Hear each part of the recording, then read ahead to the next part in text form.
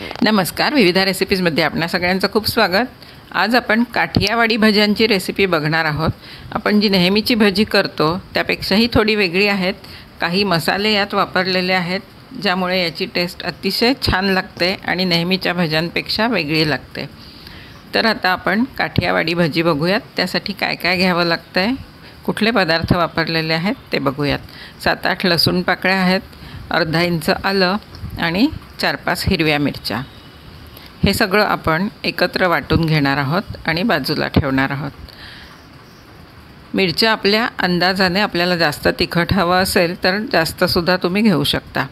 त्यानंतर हे ड्राय मसाले आहेत। धने आहेत 1 टेबलस्पून, अर्धा टेबलस्पून बडीशेप आहे आणि ओवा आहे अर्धा टेबलस्पूनला थोडा कमी। हे सगळं आपण किंचित गरम करून, म्हणजे खूप भाजायचं नाही आहे अगदी लाल होईपर्यंत, फक्त भाजल्यानंतर ते मिक्सरमध्ये पटकन बारीक होतं, म्हणून आपण थोडं गरम करून घेणार आहोत आणि मिक्सरमध्ये त्याची पावडर करून ठेवणार आहोत। आता एका भांड्यात आपण 2 वाट्या चण्याच्या डाळीचं पीठ घेतलेलं आहे। त्यानंतर हे आपण थोडं घट्ट भिजवणार आहोत। नेहमीच्या भज्यांना जसं भिजवतो त्यापेक्षा थोडं घट्ट, का ते तुम्हाला पुढे कळेल। थोडं थोडं पाणी टाकून भिजवायचं आहे, एकदम पाणी ओतायचं नाही आहे। आपल्या अंदाजाने थोडं थोडं पाणी घालून मिक्स करायचं आहे आणि पाणी पुरेसं घातल्यानंतर पीठ आपण हे थोडं हाताने फेटणार आहोत। मेदूवड्याचं पीठ ज्याप्रमाणे आपण हाताने फेटून घेतो त्याप्रमाणे हे पीठ थोडं 1 मिनिटभर असं फेटायचं आहे, त्यामुळे भजी हलकी व्हायला मदत होईल। हे बघा, अशा प्रकारे गुठळ्या होऊ न देता, गुठळ्या असतील तर त्या हाताने मोडायच्या आहेत आणि असं फेटून ठेवायचं आहे।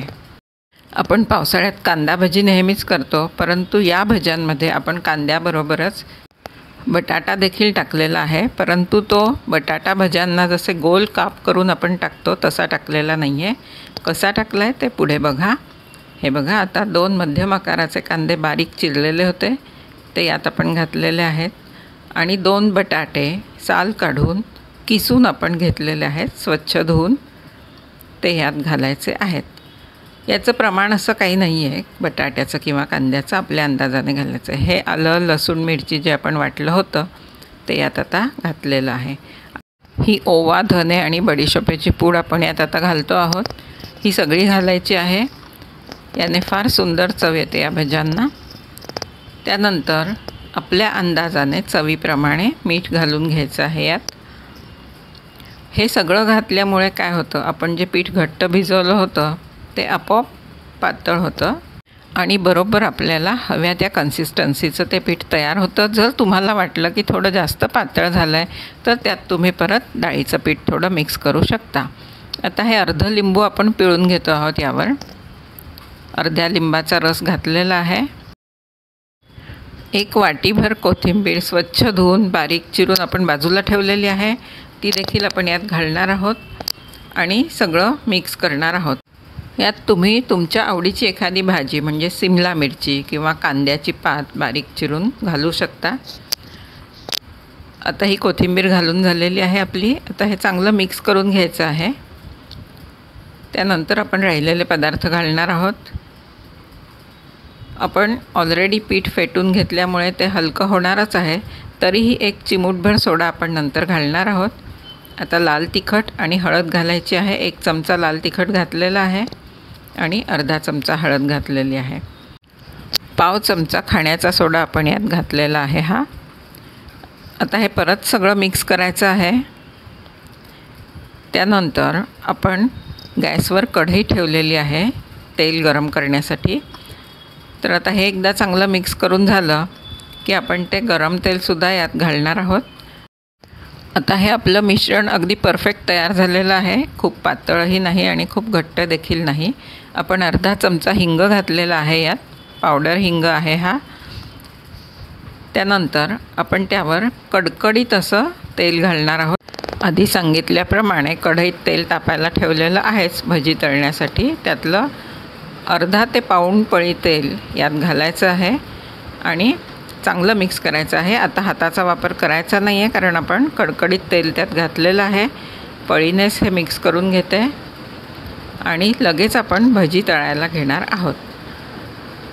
तेल कडकडीत तापल्यानंतर आपण त्यात भजी सोडणार आहोत. तुम्ही जर विविधा रेसिपीजला सबस्क्राईब केलं नसेल तर जरूर सबस्क्राईब करा. रेसिपी आवडली तर लाईक शेअर करा आणि मला कॉमेंट करून कळवा रेसिपी कशी झाली ते. आता हे आपण कडकडीत तेलात भजी सोडल्यानंतर गॅस कमी करायचा आहे, म्हणजे ती आतूनसुद्धा व्यवस्थित शिजून निघतील. नाहीतर काय होतं, मोठ्या गॅसवर भराभर तळली की ती वरनं तळल्यासारखी दिसतात, आतून कच्ची राहतात. आता मध्यम आचेवर आपण तळून घ्यायची आहेत. हे बघा, गोल गोल अशी मध्यम आकाराची भजी. ही भजी अगदी लहान नसतात, थोडी मोठी मोठीच असतात. काठियावाडी भजी. भजी झाल्यानंतर आपण चटणी देखील बघणार आहोत.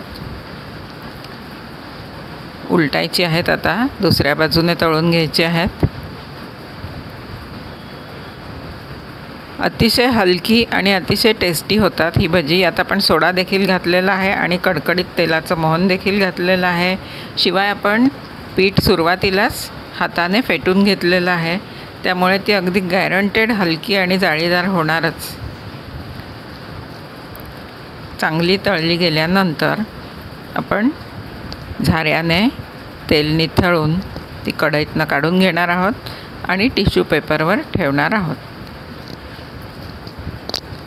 हे बघा, छान रंग आलेला आहे. आता हवा तसा जास्त लालसर होण्यापूर्वी आपण ती कढईतनं काढून घेणार आहोत. दोन्ही बाजूंनी चांगली तळली गेलेली आहेत. हे बघा, असा रंग आल्यावरती काढायची आहेत. आता चटणीसाठी आपण अर्धा तास आधी एका मोठ्या लिंबा एवढी चिंच भिजवलेली होती. ती आता चांगली भिजली आहे. बोटांनी कुस्करून आपण कोळ काढून घेणार आहोत आणि त्यानंतर आपण जितकी चिंच घेतली होती तितकाच गूळ घेतलेला आहे. गुळामध्ये आपण अर्धा इंच आलं साल काढून स्वच्छ धुवून तुकडे करून घेतलेलं आहे आणि त्यानंतर लाल तिखट आणि चवीप्रमाणे मीठ. शिवाय आपण धनेपूड देखील यात घालणार आहोत. फक्त धन्याची पूड आहे ती घालणार आहोत आणि हे सगळं एकत्र आपण नंतर वाटून घ्यायचं आहे. ही बघा, ही धनेपूड घातलेली आहे. चिंचेचा कोळ काढायचा आहे, तो यात घालून एकत्र वाटायचा आहे आणि ती चटणी भज्यांबरोबर सर्व करायची आहे. ती जर 4-5 दिवस ठेवायची असेल तर ती चांगली उकळून घ्यायची आहे थोडं पाणी घालून. हे बघा, भजी बघूयात आपली कशी झाली आहे. बघा, आतनं किती जाळी पडलेली आहे आणि चटणीसुद्धा अतिशय टेस्टी झालेली आहे. ही चटणी तुम्ही एरवीसुद्धा करू शकता समोशांबरोबर किंवा इतर कुठल्याही कटलेट्सबरोबर वगैरे.